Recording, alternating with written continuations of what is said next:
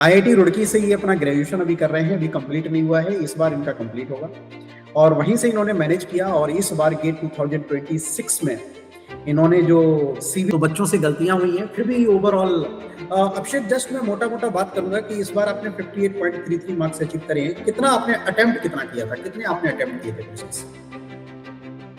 Sir मैंने out of 65 I attended 55। ऐसे zone में चले जाओगे पीवाईक्यूज करके लगभग 50 नंबर। अभिषेक क्या बोलते हो कि 50 मार्क्स बच्चा आराम से लेकर आ सकता है? आपका क्या पॉइंट है?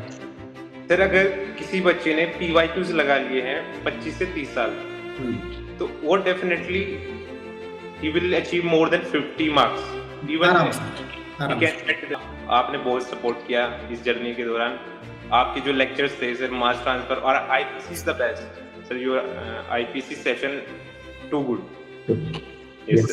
Thank you so much for your appreciation. बस यार बच्चों का प्यार है, बच्चे पसंद करते हैं, उसी वजह से हम लोग टीचिंग करने में मन भी लगता है। जैसे आप लोग कभी अप्रिशिएट कर देते हो, कभी कोई बच्चा अप्रिशिएट कर देता है। Hi everyone, so good evening सभी लोगों को। और गेट का एग्जाम आप लोगों ने 26 का दिया होगा, तो साथ साथ में कुछ टॉपर्स के साथ आप लोगों का इंटरेक्शन मैं करवाना शुरू करूंगा कि ऐसे बहुत सारे बच्चे जिन लोगों ने 50 प्लस मार्क्स अचीव करे हैं इस बार गेट के एग्जाम में, तो उन्होंने क्या स्ट्रेटजी अपनाई, किस तरीके से उन्होंने ये सारे मार्क्स अचीव करे, क्या उन्होंने प्लानिंग रखी, किस तरीके से वो सारी चीजें आप लोगों के लिए हेल्पफुल हो सकती हैं। तो इन सेशंस के थ्रू आप लोगों को वो आइडिया लगेगा, राइट। सो आज का जो सेशन है अभिषेक के साथ है, जो कि करंट टाइम पर आईआईटी रुड़की से बीटेक कर रहे हैं और बीटेक फाइनल ईयर के स्टूडेंट हैं। आईआईटी रुड़की से ये अपना ग्रेजुएशन अभी कर रहे हैं, अभी कंप्लीट नहीं हुआ है, इस बार इनका कंप्लीट होगा और वहीं से इन्होंने मैनेज किया और इस बार गेट 2026 में इन्होंने जो सीवीटी यानी कि जो एग्जाम अभी दिया था गेट का, उसमें जो मार्क्स आ रहे हैं वो आ रहे हैं 58.33, क्योंकि 58.33 इन्होंने मार्क्स अचीव करे हैं। क्योंकि आंसर की आ चुकी है, रिस्पॉन्स शीट आ चुकी है, तो सभी लोगों ने अपने मार्क्स को कैलकुलेट कर लिया है। तो एग्जैक्ट मार्क्स पता चल गए हैं, रैंक हम लोगों को पता चलेगी जब गेट का रिजल्ट आएगा। सो इन्होंने थर्ड ईयर में भी गेट का एग्जाम दिया था और थर्ड ईयर में इनकी रैंक थी 459। होपफुली कि इस बार इनकी डबल डिजिट में रैंक आएगी और 459 थर्ड ईयर में इन्होंने मैनेज किया। तो इससे आप लोगों को आइडिया ये लगेगा जब अभिषेक के साथ हम लोग डिस्कशन करेंगे कि कॉलेज के साथ कैसे एक्चुअली मैनेज किया जाता है कि रैंक अंडर 500 लेकर आए। स्पेशली थर्ड ईयर वाले बच्चे कहीं ना कहीं सोचते हैं कि अभी मेरे पास एक और अटेम्प्ट है, मैं फाइनल ईयर में अच्छा कर लूंगा जाके, बट थर्ड ईयर में भी एक अच्छी रैंक लेकर आई जा सकती है और फाइनल ईयर में उसका हेल्प आप लोगों को मिलता है। सो अभिषेक के साथ बात करना स्टार्ट करें। अभिषेक के बारे में मैंने आप लोगों को बता दिया, सेशन ज्यादा बड़ा नहीं होगा, छोटा ही होगा, तो क्विकली सारी चीजें मैं अभिषेक से पूछूंगा और आप लोग सभी लोग ध्यान पूर्वक सुनिएगा क्योंकि आप लोगों के लिए बहुत ज्यादा हेल्पफुल सारी चीजें होने वाली हैं। सो अभिषेक, फर्स्ट ऑफ ऑल आपको बधाई हो और ये मार्क्स आपने अचीव करे, बहुत अच्छे मार्क्स हैं आपके। कैसे आपने पूरा होल प्रिपरेशन को कैसे देखते हो, कैसे आपने मैनेज किया कॉलेज के साथ? First of all, thank you, sir, for inviting me for this session. And you are always a constant motivation for me. Your lectures are very helpful during my preparation. So, sir, बहुत ही खुशी हो रही है आपके साथ ये session attend करने पर। और बस जितना बार सेट किया था उतना तो नहीं, लेकिन फिर भी अच्छा स्कोर आ गया है सर आपके। हाँ, क्योंकि इस बार जो पेपर था वो इतना आसान भी नहीं था जैसा लोग बोल रहे थे, है ना, क्योंकि काफी गलतियां होने के चांसेस काफी थे, इसलिए मिस्टेक्स होने के ऑप्शंस वहां पर बहुत सारे थे, तो बच्चों से गलतियां हुई हैं। फिर भी ओवरऑल अभिषेक जस्ट मैं मोटा मोटा बात करूंगा कि इस बार आपने 58.33 मार्क्स अचीव करे हैं। कितना आपने अटेम्प्ट कितना किया था, कितने आपने अटेम्प्ट किए थे क्वेश्चंस? सर मैंने out of 65 I attended 55 question. Okay, 55 questions आपने अटेम्प्ट किए थे। ओके, कितने आपके नेगेटिव मार्किंग, कितने क्वेश्चंस आपके गलत हो गए हैं? सर मेरे करेक्ट 41 क्वेश्चन हुए। अच्छा, 41 क्वेश्चंस आपके करेक्ट हुए हैं, ठीक है। 14 क्वेश्चन आर इनकरेक्ट। 14 क्वेश्चंस गलत थे। And there are lots of silly mistake in 7 to 8 question. Okay, so क्या मतलब आपने क्या उससे कंक्लूड निकाला, क्या आप सजेस्ट करेंगे कि बच्चे को जब भी एग्जाम देना है गेट का, सो वो किन किन चीजों का ध्यान रखे कि नेक्स्ट टाइम उनसे गलतियां ना हो? और सर मैं सुपर एडवाइस जो है इस एग्जाम की वो है पीवाईक्यूज। ओके, कुछ क्वेश्चन मत करो, सिर्फ पीवाईक्यूज करो, रिपीटेड। जितनी बार पीवाईक्यूज करोगे उतनी अच्छी रैंक आएगी। वेरी पक्का। नाइस। मैंने पीवाईक्यूज से अलग कोई क्वेश्चन नहीं करा। अच्छा, बहुत बढ़िया। सो पीवाईक्यूज को रिपीटेड टाइम्स आप करो, मल्टीपल टाइम्स करो। लगभग कितनी बार आपने अक्षय किए होंगे पीवाईक्यू? सर मैंने कम से कम 4-5 बार किए पीवाईक्यूज। यस, जैसा हम लोग सजेस्ट भी करते हैं कि कम से कम 5 बार आप पीवाईक्यूज करके जाओ। सो एक बार हम लोग बोलते हैं कि आप लोग क्लासरूम में क्वेश्चंस कर लो, हम लोग जो क्लासरूम में करवाते हैं, और एक बार फिर सेल्फ कर लो, है ना। फिर उसको बार बार रिपीट करते रहो, अच्छे पीवाईक्यूज को बार बार रिपीट करते रहो, मार्क करके रखो कि ये अच्छे पीवाईक्यूज हैं। ओके, उनको बार बार। तो अभिषेक की जो सुपर एडवाइस ये है कि पीवाईक्यूज क्वेश्चंस को बार बार करना है, जितनी बार कर सको उतना ही बेस्ट है। स्पेशली जो बच्चे नेक्स्ट 27 में गेट का एग्जाम लिखेंगे, 28 में एग्जाम लिखेंगे, तो एक तो ये कंक्लूजन निकल के आ गया अभिषेक की साइड से कि PYQs is very very important. Abhishek, अभी मैं आपसे बात करूंगा कि कॉलेज के साथ आप टाइम कैसे मैनेज करते थे गेट की प्रिपरेशन को लेकर? सर मैं, जैसे कि आपको पता है, आईआईटी रुड़की से है, अभी मैं फाइनल ईयर कर रहा हूँ। तो जो आईआईटी रुड़की की जो केमिकल है वो चिल है, सबसे ज्यादा चिल ब्रांच है। अच्छा अच्छा। यहाँ पे अटेंडेंस पॉलिसी नहीं है कोई। ओके। तो अगर किसी को मतलब सबसे चिल रहना है तो वो आईआईटी रुड़की में केमिकल ले ले, तो सबसे बेस्ट एडवाइस है ये। ओके, लेकिन ले तब लेगा ना बीटेक में केमिकल मिले। Yes sir. क्योंकि बीटेक आईआईटी से करना it is not easy task. MTech में तो चलो ठीक है, क्वालिफाई हो जाओगे, आपको मिल सकता है, बट बीटेक में इतना आसान नहीं होता है। बीटेक में आपने कहीं ना कहीं बहुत अच्छी मेहनत करी होगी 12th लेवल पर, तब जाके आपको कॉलेज मिला। अच्छा, बीटेक में ऐसा कुछ रहता है कि बीटेक का करिकुलम होता है बहुत ज्यादा टफ होता है, वहां पर एक्टिविटीज बहुत ज्यादा टफ होती हैं, और कॉलेज का प्रेशर बहुत ज्यादा रहता है। तो अभिषेक ने क्लियर कर दिया है कि आईआईटी रुड़की में इनकेस बीटेक बच्चा जो भी कर रहा है, तो आईआईटीज का जब स्टूडेंट मैनेज कर सकता है, तो यार स्टेट कॉलेज का बच्चा क्यों नहीं मैनेज कर सकता है? इट्स डिपेंड ऑन दी कि आप टाइम कैसे मैनेज कर रहे हैं।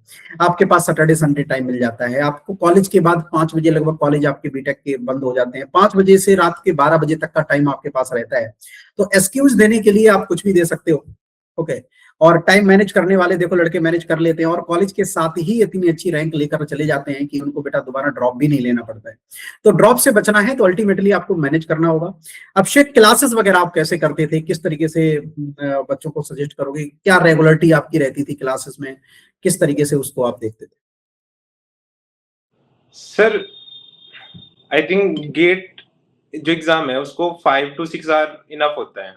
ओके। डेली अगर आप कंसिस्टेंट हो एग्जाम के लिए, कंसिस्टेंसी मेंटेन रखो, 5 to 6 hour is enough for this GATE exam. It is not a IIT exam, it is just a GATE exam. So 5 to 6 hour focused study is enough for this exam. सो वही है कि consistently, जैसा हम लोग बताते भी रहते हैं कि यार कोई बच्चा क्लास एडमिशन ले लेता है, एडमिशन लेने के बाद एक उसके पास ये चैलेंज आता है कि कोई भी क्लास आपको बेटा मिस नहीं करनी है। ओके, आप तो भले ही एक क्लास करो, है ना, लेकिन आप उसको मिस मत करो, है ना। बाद में जब भी आपको मौका मिलता है तो वहां पर आप कुछ लेक्चर्स रिकॉर्डेड देख सकते हो, कहीं पर भी समर वेकेशंस होते हैं, कहीं पर छुट्टियां हो जाती हैं, कहीं कॉलेज के एग्जाम आपके एंड हो जाते हैं, वहां पर आपको मौका मिलता है तो वहां पर आप कवर कर सकते हो।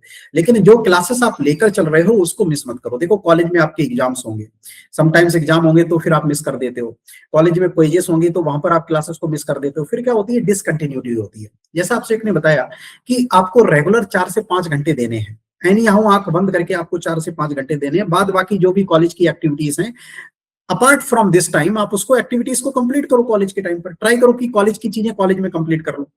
उसके बाद कभी एग्जाम वगैरह चल रहे हैं तो थोड़ा सा फोकस वहां पर कर लो, उसके बाद तो आपके पास टाइम नहीं। तो consistency is very very important. जैसा बताया कि आपको बेटा डेली बेसिस पर 4-5 घंटे देने हैं। अभिषेक, सिलेबस आपका कब तक एंड हो गया था, कब तक आपने सिलेबस अपना कंप्लीट कर लिया था? सर जब मैं 3rd ईयर में था तो मैंने अटेम्प्ट किया था 6 सब्जेक्ट के साथ। ओके, मेरे 6 सब्जेक्ट कंप्लीटेड थे, ठीक है। और मेरा जो सिलेबस था वो कंप्लीट सिलेबस अगस्त तक हो चुका था इस बार। ओके, सो देखो यार, जो 3rd ईयर वाले बच्चे हैं कि 50% से ज्यादा सिलेबस अभिषेक ने अपना थर्ड ईयर में कवर कर लिया था, जो रिमेनिंग पार्ट था उनको हेल्प मिल गई थी फाइनल ईयर में कवर करने का। तो अक्टूबर नवंबर तक भी इनकेस आपका सिलेबस कवर हो जाता है, तब भी दिसंबर जनवरी 2 महीने आपके पास फ्री टाइम बचते हैं, उसमें भी आप बहुत अच्छा कर सकते हो, रिवीजन कर सकते हो, प्रैक्टिस कर सकते हो, और साथ साथ में भी प्रैक्टिस करते रहो। ओके, प्रैक्टिस के लिए अभिषेक आपने बताया पीवाईक्यू के अलावा कोई आपने सीरीज MR100 वगैरह कुछ आपने फॉलो किया था यूट्यूब पर, या कोई आपने ऐसी स्पेशल सीरीज जो बच्चों को रिकमेंड करना चाहो? सर मैंने थर्ड ईयर में MR100 सीरीज मास ट्रांसफर की देखी थी। ओके, उसका फीडबैक क्या है बच्चों को, कैसा आप बताओगे उसको? सर आई थिंक आईपीसी जो है आपकी जो आपने पढ़ाया है आईपीसी में और मास ट्रांसफर में टू द पॉइंट है जो आपने पढ़ाया है मास ट्रांसफर और आईपीसी। और जो MR100 की अगर किसी ने सीरीज देखी है तो गेट लेवल से थोड़ा दो कदम आगे ही होगी वो सीरीज। तो yes. बहुत ही बेनिफिशियल सीरीज है अगर बच्चे देखना चाहते हैं। स्टार्टिंग में पीवाईक्यूज करना है, उसके बाद देखनी है MR100 सीरीज, तो very beneficial for GATE exam.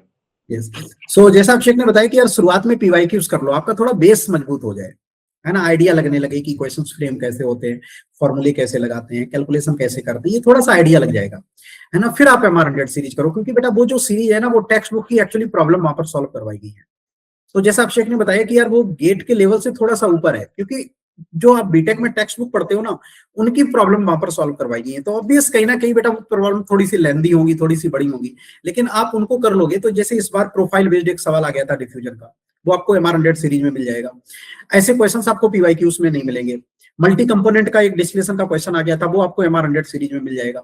तो डिजाइनिंग के क्वेश्चंस आए, वो MR100 सीरीज में मिल जाएंगे। तो वो क्वेश्चंस जब कभी पेपर कोई टफ बना या कोई पार्ट आपका बहुत ज्यादा टफ आ गया और आप सोचो कि यार वो टफ पार्ट आ गया, उसकी प्रैक्टिस कहां से चाहिए होगी, तो उसके लिए आप MR100 सीरीज फॉलो कर लो।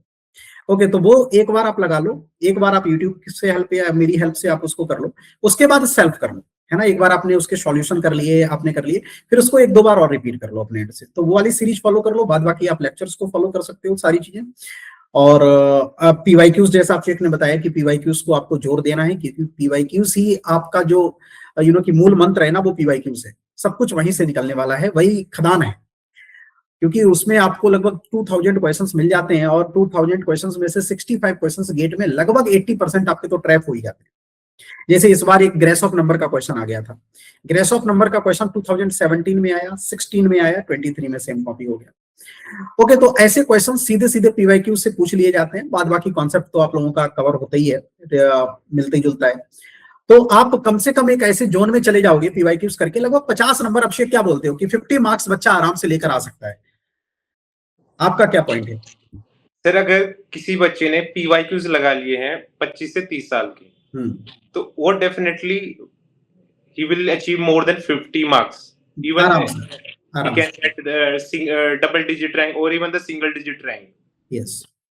Because PYQs are very beneficial. Even the student have to solve PYQs more and more.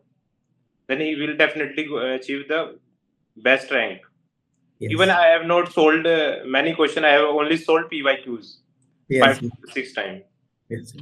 Test series का क्या फीडबैक आप दोगे कि टेस्ट सीरीज बच्चों के लिए कैसे हेल्पफुल रहती है? टेस्ट सीरीज बच्चों को देना चाहिए, कब से देना चाहिए, ये थोड़ा सा और सजेस्ट करिए।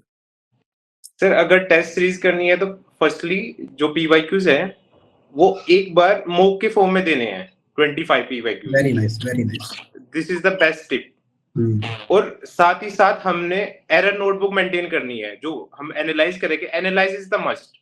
आई थिंक 3-4 आवर्स एनालाइज लगता है पीवाईक्यूज को एनालाइज करने में।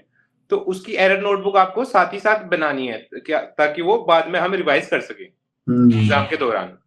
बहुत बढ़िया। तो आई थिंक अगर किसी बच्चे ने वो एरर नोटबुक बनाई है, so he will definitely get 5 to 10 marks extra. Correct, maintaining the error notebook. Correct. So देखो यार, अभिषेक ने कितनी बढ़िया बात बताई कि इनके सब मॉक टेस्ट पेपर दे रहे हो, और मॉक टेस्ट पेपर पीवाईक्यू से क्या करते हो, आप पीडीएफ उठाते हो, सॉल्व करने लग जाते हो। बेटर ये है कि एक बार उसको सॉल्व कर लो, एंड देन उन्हीं पीवाईक्यूज को as a mock test paper भी दो। फॉर एग्जांपल कि आपने हीट ट्रांसफर ऑपरेशन अभी कंप्लीट किया, तो हीट ट्रांसफर के जितने भी पीवाईक्यूज आए हैं, ऐसी एक टेस्ट सीरीज आप चूज कर लो कि तुरंत आप उसके जहां पर क्वेश्चंस आपको पीवाईक्यूज के as a mock test paper के फॉर्मेट में आपको मिल जाए, उसकी आप प्रैक्टिस कर लो। उससे बेनिफिट ये होगा कि आपका कॉन्फिडेंस टुवर्ड्स द पीवाईक्यूज बहुत इंप्रूव हो जाएगा कि यार पीवाईक्यू टाइप का कोई क्वेश्चन आएगा तो आराम से कर लेंगे। जैसे इस बार हीट एक्सचेंजर का क्वेश्चन आया था, फ्रीक्वेंट क्वेश्चन पूछा जाता है वो, ओके, एक energy balance, hot fluid, cold fluid, UM, delta TLM, तो ये करते हैं, तो यहाँ से फ्रीक्वेंट क्वेश्चन पूछा जाता है और सेम टाइप का क्वेश्चन पीवाईक्यूज में कई बार आया है। तो ऐसे क्वेश्चंस में आपका टाइम कम लगेगा जब गेट के एग्जाम में बैठोगे, और आपको कॉन्फिडेंस भी देंगे। तो क्वेश्चंस आप लोग साथ साथ में लगाते चले जाओ, टेस्ट पेपर आप लोग साथ साथ में देते चले जाओ, सब्जेक्टिव वाइज। अभी कोई जरूरी नहीं फुल लेंथ टेस्ट पेपर दो, आप सब्जेक्ट वाइज दे सकते हो, टॉपिक वाइज दे सकते हो, सो दैट थोड़ी सी प्रैक्टिस भी होती रहे। क्योंकि लास्ट में आप एक महीने में क्या क्या करोगे, फुल लेंथ टेस्ट पेपर दोगे, टॉपिक वाइज दोगे, रिवीजन करोगे, कोई पार्ट आपका इनकम्प्लीट है वो कंप्लीट करोगे। एक महीने में लास्ट में बेटा ज्यादा बर्डन अपने ऊपर नहीं डालना है, साथ साथ में टॉपिक वाइज कंप्लीट कर लो, ओके। उसके बाद फिर फुल लेंथ आप देना, उसमें भी आपको कॉन्फिडेंस मिलेगा। तो टेस्ट सीरीज की बात, टाइम मैनेजमेंट की बात, पॉइंट टू पॉइंट हम लोगों ने बेटा सेशन रखा है। ज्यादा बड़ा सेशन नहीं रखेंगे क्योंकि आप लोगों के पास भी टाइम कम रहता है और हमारे पास भी टाइम कम रहता है। सो क्विकली सारी इंपॉर्टेंट बातें आप लोगों के साथ बेटा डिस्कस कर ली है। अभिषेक, फाइनल मैसेज उन बच्चों को जो आपको देख रहे हैं, आपको सुन रहे हैं, आपको एज ए इंस्पिरेशन ट्रीट करेंगे वो लोग, उन बच्चों, जो बच्चे थर्ड ईयर के हैं, उन बच्चों को फाइनल मैसेज कैसे दोगे कि उनको कैसे तैयार करना चाहिए, कैसे टाइम मैनेज करना चाहिए, क्या उनका माइंडसेट होना चाहिए to achieve the good rank, decent rank in the third year as well? Sir I think third year से बच्चों को स्टार्ट कर देना चाहिए। जो फर्स्टली थर्ड ईयर में कम से कम 4 सब्जेक्ट जो है वो गेट से ओवरलैप करते हैं, तो फर्स्टली उनको कंप्लीट करना चाहिए, जो एकेडमिक्स में भी होंगे और गेट में भी होंगे। तो उससे आपकी एकेडमिक्स भी इम्प्रूव होगे और गेट में भी अच्छी रैंक आप हासिल करोगे by solving this problems. Problems. बिल्कुल सही बात है। तो क्या है कि यस, अभिषेक ने जैसा बताया कि आपको थर्ड ईयर में हो तो आप प्रॉब्लम सॉल्व करना स्टार्ट कर दो, वो सब्जेक्ट आप पढ़ो जो आपके सेमेस्टर में है ना। तो सेमेस्टर के साथ जैसा अभिषेक ने बताया कि वो चीजें आपको हेल्प दोनों जगह करेंगी, गेट में भी हेल्प करेंगी, आपके सेमेस्टर एग्जाम में भी मार्क्स आपके बढ़ जाएंगे। तो इस तरीके से आप मैनेज कर सकते हो। और साइमल्टेनियसली, जैसे देखो यार, अभिषेक खुद अंडर 500 रैंक थर्ड ईयर के साथ मैनेज किया और आईआईटी रुड़की जैसे संस्थान से पढ़ के मैनेज किया। तो यार स्टेट कॉलेज में तो आप देख ही सकते हो कि कितना बर्डन रहता है, कितना प्रेशर रहता है, बहुत ज्यादा डिफरेंस रहता है आईआईटीज का। और ये जैसे अभिषेक बता रहे हैं कि चिल है, लेकिन ऐसा जब आप स्टेट कॉलेज में देखेंगे तो चिल टू पावर 10 हो जाएगा, यहाँ तो बहुत ज्यादा चिल होगा फिर उसके कंपेयर में, राइट। सो बहुत अच्छा लगा अभिषेक, आपको बधाई हो। और फाइनल गोल आपका क्या है, क्या मतलब पीएसयू या मास्टर्स, क्या क्या इधर आप? सर मेरी प्लेसमेंट हो चुकी है, कैंपस प्लेसमेंट 4th ईयर में ईआईएल में, इंजीनियर इंडिया लिमिटेड में। अरे वाह, यस सर। ऑलरेडी आपका 22 एफपीए का तो पैकेज है, ये तो मुझे पहले बताना चाहिए था, लास्ट में बता रहा हूँ। सो यार, एक देखो और चमत्कारी वाली बात आपको बताऊं, ये अभिषेक ऑलरेडी प्लेस्ड है, ईआईएल में प्लेस्ड है और काफी हैंडसम पैकेज है इनका, 22 लाख का एलपीए है, ओके। और ठीक है, बहुत अच्छी है कि ये ईआईएल ये ज्वाइन करेंगे क्योंकि इनके घर के पास भी है, हमारी बात भी हुई थी। थोड़ा सा मैं स्किप कर गया था शुरुआत में बताना, बट कोई नहीं।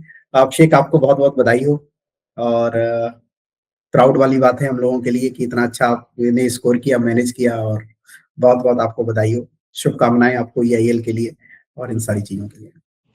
थैंक यू सर, आपने बहुत सपोर्ट किया इस जर्नी के दौरान। आपके जो लेक्चर्स थे सर, मास ट्रांसफर और IPC is the best sir, your IPC session too good. Yes sir, thank you so much for your appreciation. बस यार, बच्चों का प्यार है, बच्चे पसंद करते हैं, उसी वजह से हम लोग टीचिंग करने में मन भी लगता है। जैसे आप लोग कभी अप्रिशिएट कर देते हो, कभी कोई बच्चा अप्रिशिएट कर देता है, तो ये हमारे लिए मोटिवेशन का काम करता है। बस यही एनर्जी बूस्टिंग का काम करता है, जिसकी बेसिस पर हम लोग पढ़ाते हैं। यार चलो ठीक है, थोड़ा अप्रिसिएशन मिल जाता है, रिचार्ज हो जाते हैं, फिर से कुछ ना कुछ नया सीख के आते हैं और आप लोगों को पढ़ाते हैं। यही एक टीचर का धर्म भी है, रिस्पॉन्सिबिलिटी भी है, और यही हमारे लिए सब कुछ है। Abhishek, thank you so much for your time, और आपको फिर से एक बार बधाई हो। और जितने भी बच्चे इस सेशन को देख रहे हैं, सभी लोग बेटा लर्निंग करो, लगे रहो, डिमोटिवेट मत होना। एक ऑप्शन ही सब कुछ नहीं है, आपके पास अभी बहुत सारे ऑप्शन मिलेंगे। बार्क का ऑप्शन है आपके पास, अभी आगे चल के आपको एचपीसीएल का ऑप्शन मिलेगा, और भी बहुत सारे सीबीटीज बेटा इस ईयर आएंगे। तो होप नहीं खोलिए, कभी ना कभी तो आप लोगों का बेटा सिलेक्शन होना ही है। इंपॉर्टेंट बात यह है कि अभिषेक ने बताया कि कंसिस्टेंसी आपको मेंटेन करके चलनी है, तो आज नहीं तो कल बेटा आपका सिलेक्शन जरूर हो जाएगा। ठीक है, तो इन सब कंक्लूजन के साथ सेशन को बेटा एंड करते हैं। और जो भी बच्चे गेट 2027-28 के लिए प्रिपेयर करना चाहते हैं, सो बेटा हम लोगों के बैचेस स्टार्ट हो गए हैं। नया सब्जेक्ट हम लोग सीआरई लेकर आ रहे हैं, उस बैच के साथ आप लोग कंटिन्यू कर सकते हो। आप लोग अपनी जर्नी को स्टार्ट कर सकते हो। थर्ड ईयर में ही आप लोगों को स्टार्ट करनी है, क्योंकि थर्ड ईयर से आपको एज मिल जाता है, एक सपोर्ट मिल जाता है और कॉन्फिडेंस मिल जाता है कि फाइनल ईयर में भी आप अच्छा कर सको। लेट नहीं करना है, क्योंकि इनके साथ ने मूड बनाया हुआ है कि गेट का एग्जाम देना है या पीएसयूज में जाना है, पब्लिक सेक्टर्स में आपको जाना है, तो वन स्टॉप सॉल्यूशन है अनअकैडमी पर। आपको कोई ये मैं बोल नहीं रहा हूँ, आप बेटा सोशल मीडिया पर भी चेक कर सकते हैं, अपने सीनियर से भी कांटेक्ट कर सकते हैं। कहीं पर भी केमिकल इंजीनियरिंग में बात करेंगे तो बेटा चर्चे हम लोगों के ही होंगे, और सारा कंटेंट हम लोग आप लोगों को यूट्यूब पर भी प्रोवाइड कर देते हैं। वहां से आप डेमोस वगैरह देख सकते हो। बाद बाकी बैचेस हम लोगों के स्टार्ट हो चुके हैं, तो मैं चाहूंगा कि सभी लोग एक बार बेटा बैचेस से क्लास जरूर करें। तो नए बैचेस को आप लोग ज्वाइन कर सकते हो। आपको ज्वाइन करने के लिए कोई सपोर्ट की हेल्प चाहिए होगी, सपोर्ट चाहिए होगा, या मेरी कोई हेल्प चाहिए होगी, तो आप मुझे मैसेज कर देना, मुझसे कांटेक्ट कर लेना, पूरी कंप्लीटली आप लोगों को हेल्प कर देंगे। और भी कुछ चाहिए होगा तो सब कुछ आप लोगों को बेटा मैं आपको गाइड कर दूंगा। चलो फिर मैं सेशन को एंड करता हूँ। Thank you so much, take care.